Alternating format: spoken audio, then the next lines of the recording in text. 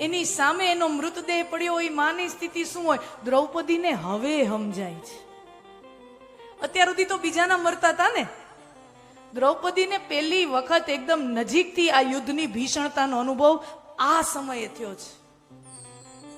અને દ્રૌપદીના મનમાં ભાવ આવ્યો કે જે મનસ્થિતિથી એક મા તરીકે હું પસાર થઈ રહી છું, હું નથી ઈચ્છતી કે હવે વધારાની કોઈ એક પણ મા આ સ્થિતિમાંથી ગુજરે.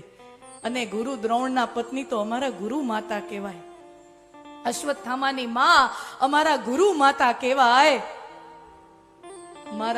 મારી જે હાલત છે એ મારા ગુરુ માતાની ન થાય, છોડ દિયા જાય. એક તો બ્રહ્મ હત્યાનું પાપ, અને એમાંય ગુરુપુત્ર છે. દ્રૌપદી કહે છે છોડ દિયા જાય.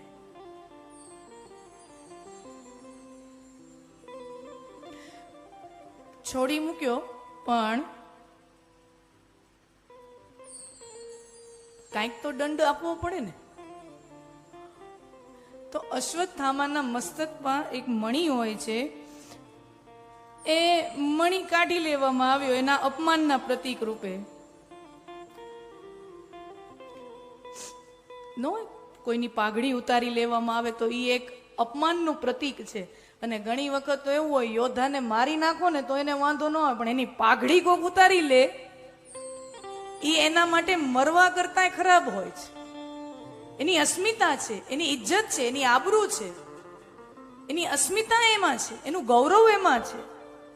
મારી નાખે તો વાંધો નથી, પાઘડી ઉતારી લઈ ન ચાલે. અશ્વત્થામાને જીવ તો મૂકી દીધો, પણ એના મસ્તક ઉપરથી જે મણી હતો એ મણી કાઢી નાખ્યો અપમાનના પ્રતીક રૂપે. અશ્વત્થામાને થયું આના કરતા તો મને મારી નાખ્યો હોત તો સારું હોત. એનો વેરનો અગ્નિ વધારે પ્રબળ બન્યો અને અશ્વત્થામા હવે મનોમન વેરની ગાંઠ વાળે છે કે પાંડવોનો વંશ ન રહેવા દો.